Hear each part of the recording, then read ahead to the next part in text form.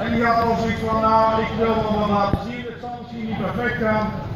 Dat hoeft ook niet, want mensen moeten natuurlijk ook zien dat het ook aan te leren is. Dus we hebben soms wel wat foutjes kunnen maken. De eerste oefening die ik altijd gaan doen, dat maakt niet uit. Want koerrelen, het brokje eten is altijd hetzelfde. Het is een volgpositie. Het enige verschil zit dat de ene keer aan de linkerzijde is en de andere keer aan de rechterzijde. Vandaag beginnen we aan de linkerzijde. En als het er klaar voor is, dan mag je het volgen. Waarna ze bij het tweede bordje uitkomt en dat is meteen al een vrije keuzeoefening. Suzanne heeft voor de koos om de rond om te laten rollen.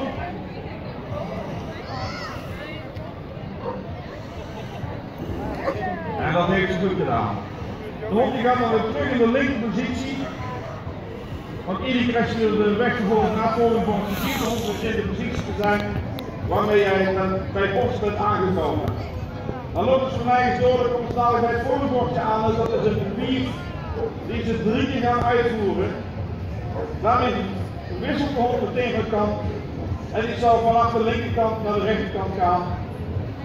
Daar blijft de hond dan aan de rechterkant, net zolang tot er weer een oefening komt dat er weer een wissel in is. Het bordje wat daarna komt, dat is een turn en draaien om de eigen as van de hond. En dan krijg je weer een stukje volgen waarbij ze ook even een bochtje in gaan zetten.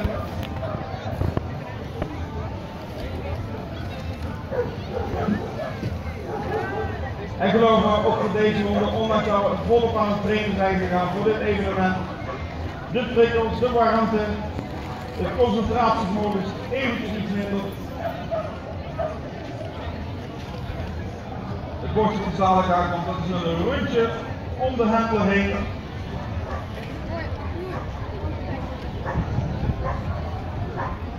En dan weer vervolgens nog wat erna komt. Wederom een wief, alleen dit is een even aantal. De hond die begint start dus aan de rechterzijde. En als hij klaar is met de wief, dan zit hij nog steeds aan de rechterzijde. Het is zo leuk aan de zijkant. Ja, ik denk dat hij naar de vaarvoet wilde, denk ik. Ja, ik heb ook gesponsord op vaarvoet.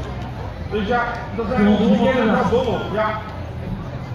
Maar straks op die uitdaging hier, die hondjes die waren moeilijk gisteren. Dat zal vandaag goed gaan. Beetje stiltjes. Ja, dat is spannend. Nou, dan krijg je straks weer een rondje. En dan gaat de geleider, die gaat meteen al naar rechts af. En die heeft nou zoiets van, wat gaan we doen? Nou, ik kom toch terug.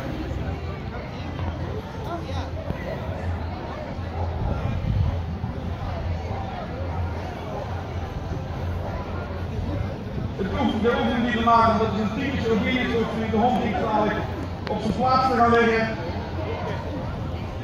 Dat dient hij enkele seconden vast te houden. Waarna hij mag gaan staan.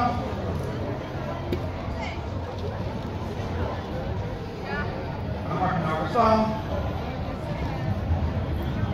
Oké. Nu komt de uitdaging, de mensen die er gisteren van ook waren, die hebben het gezien. Meteen bij het eerste stukje was Kika niet van, hey, dat zijn leuke speeltjes, die zijn ook beschikbaar gesteld door de beasties.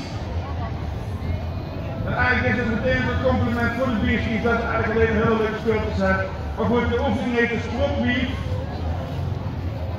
Dan staan de attributen erop, maar dat is dus de hendel en de hond doorheen gaan zigzaggen. En de hond mag eigenlijk geen zoekje geven aan de speeltjes of de attributen die bestaan. Het hoeft niet altijd speeltjes te zijn. Hij had hem weer, hè? Ja, dat gaan we weer. Ze zijn te leuk gewoon, te leuk zijn. Volgens mij zijn ze te koop ergens hier, hè? Ja, hè? Nou, de oefening die dadelijk aan, ze zullen heel even blijven wachten, denk ik, want dan kan die oefening dadelijk in een vloeiende beweging ingezet worden. Kiki, die wil je dat heel graag doen. En dat is Piet zo mooi, hè? En ze zijn zo leuk. Ouwe, van mij. Mag ik hem hebben? Van mij.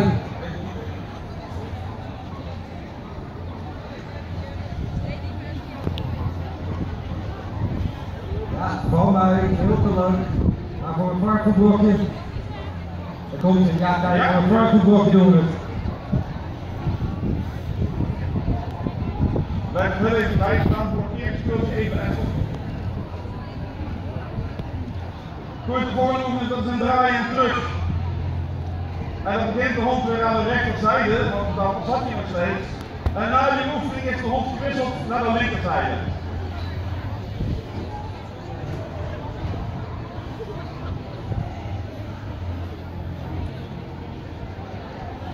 Nou, dit is te moeilijk denk ik. Ik ga straks nog een keer naar de oefening. Hond aan de linkerzijde, de vrije keuzeoefening weer. Suzanne heeft ervoor gekozen dat de hond mooi gaat zitten tegen haar aan. Maar kijk, dat is wel. De aangangspunt is helemaal weg. En dan mag ze straks doorgelopen naar het voorlaatste bordje.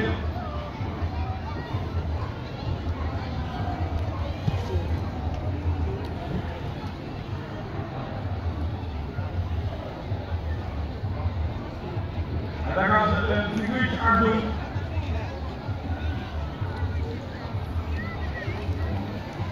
En dan kan ze naar het laatste bordje toe gaan. Het laatste bordje dat is altijd een buik.